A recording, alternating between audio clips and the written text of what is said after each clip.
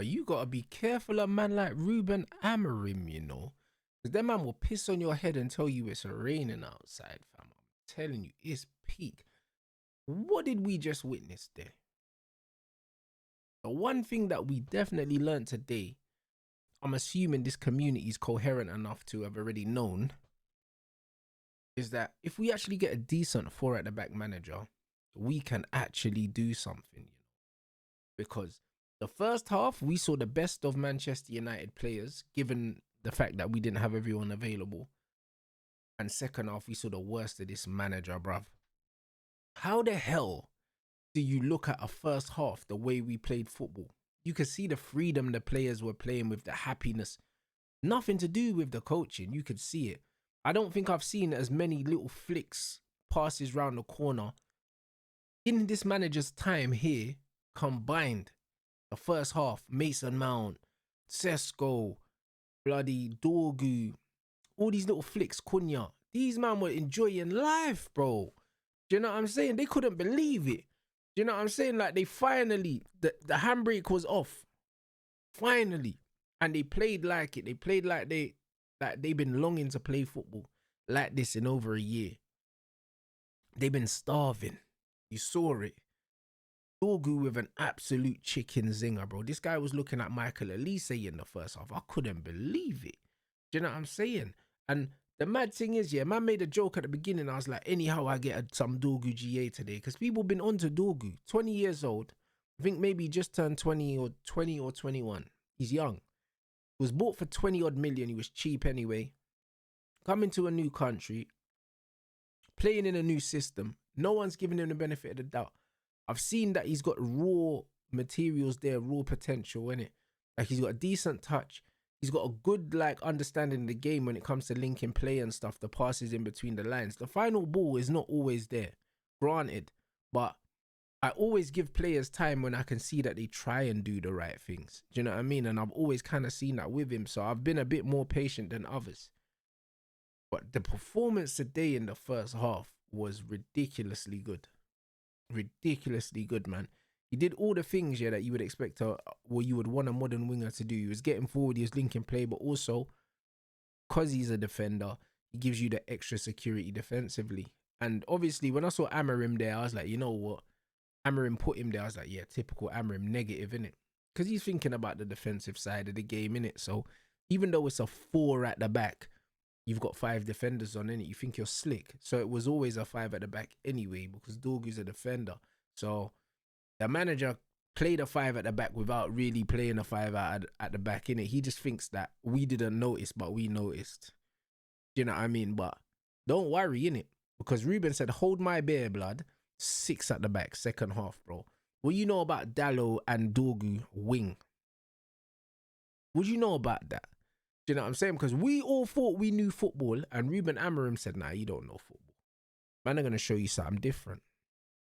6 at the back, rude boy. When have you ever seen a 6 at the back before today? You see what I'm saying? We're all learning here, people. You see what I'm saying? This is Ruben Amorim school of bozo. This is what it is, bro. You, man, learned something new today, bruv. Along with me, blood. We was in school today. 6 at the back. Dorgu, who had the game of his life on the right, we're going to move you to the left, bro. Why? Because there's no reason. Because there's no method to the madness. This is the beauty of Ruben Amorim. There's no method. Just foolishness. Best player on the pitch, you move him for no reason. And then, Diogo Dallo, you put right wing. So you put your right back right wing, then you put Lenny Euro, a centre back right back. This is the same manager that said, I'm going to play to the strengths of my players. If I could have done things differently, I would have done things differently a year ago. I've noticed that to play a perfect 3-4-3, we're going to need a lot of time and a lot of money, so I need to adapt. And the way he adapted was by playing a centre-back right-back and a right-back right wing, when he could have just played the right-back right wing and brought someone else on. No, he could have played the right-back right-back and brought on someone else. Or you could have just left Dorgu right wing because he was playing really well there. Could have just left him there.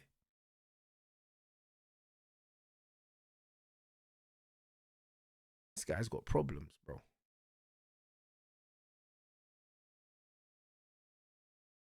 Brother, like, this guy hates football. I'm convinced. How can you watch Man United play the best football that they've played under Ruben Amorim for 45 minutes and decide you're going to sabotage everything? This bro took Casemiro off the pitch for no reason. Casemiro looked at the guy, yeah, like he saw man shooting up heroin on the side, bro. Do you know what I'm saying? Like, bro, he looked so concerned, bro. When he saw his number come up, he couldn't believe it. He couldn't believe it, bro. We've never taken off Casemiro in a game and looked good, bro. All season. It hasn't happened. What reason was there to take off Casemiro, bro? My man brought on Fletcher, bro. Listen, the Nepo baby's cool. We paid Man City money for both of Fletcher's youths and that. They're not good enough, neither of them. They're not good enough. Like, why did we bring Fletcher on, bro? Like, what did he do when he came on, bro? The brother could have brought Lissandro into midfield, yeah, when Mason Mount got injured. And then he could have put on Lenny Euro at centre-back because he's a centre-back. But no, this manager won't do idiot thing for no reason. Why are you making it complicated? Last game, Lissandro came on CM. He done all right. Put him back in the central midfield. What are you doing? Mason Mount went off injured. It happens. Furthermore, we ended up finishing the game with Cunha in the 10, yeah, Xerxes in the 9, and then 8 defenders, blood. So now Xerxes got no one to connect with. Cunha's got no one to connect with. Dorgu and Dalot played as emergency right and left backs, bro. They didn't attack in the second half, pretty much. What a shambles that was. The second half literally cancelled out the first half.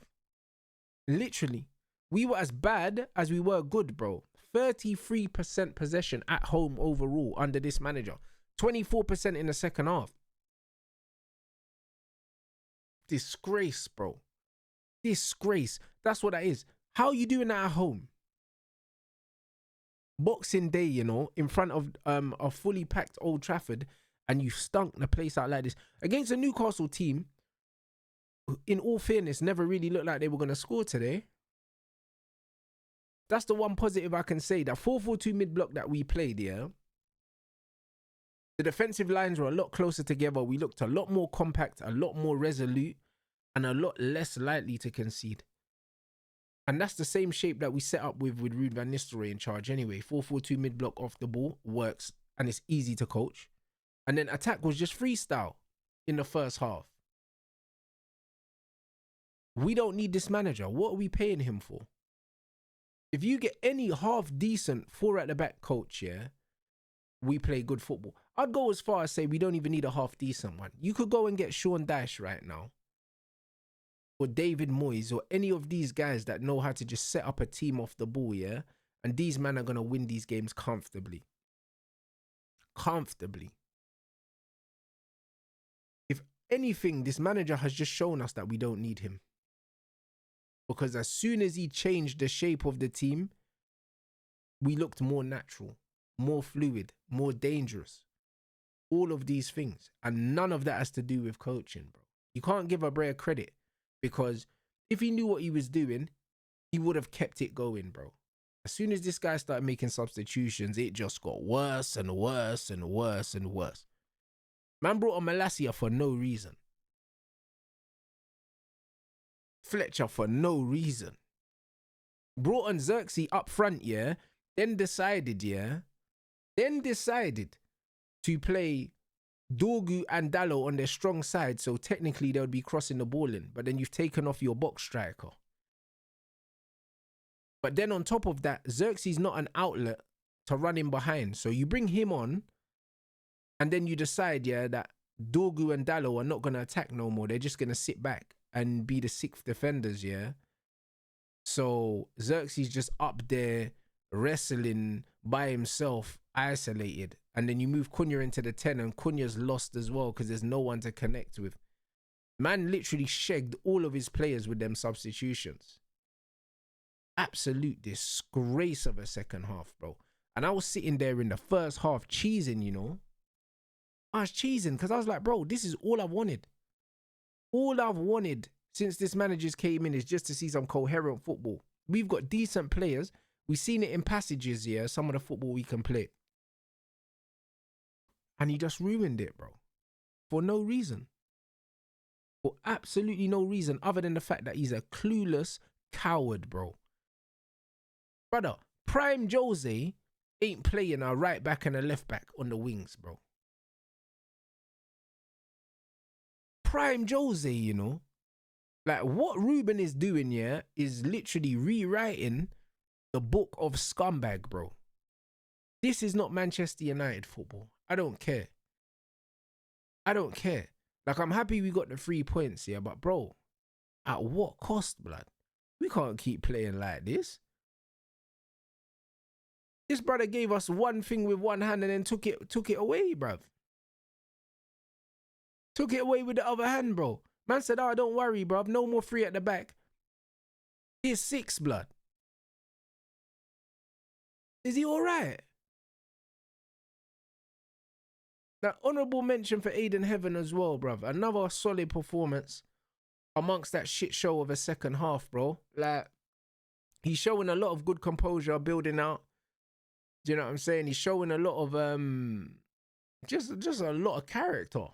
Do you know what I'm saying? And that his performances are actually standing out, man. He helps us build out from the back well. And at the moment, he's not putting a foot wrong. You know what I mean? So him and Patrick Dorgu today, quality. Casemiro, bruv, like, he's the general, innit? He's just the general. So it just is what it is. Taking him off was a farce. And then Cunha in the first half was the creative outlet that we needed.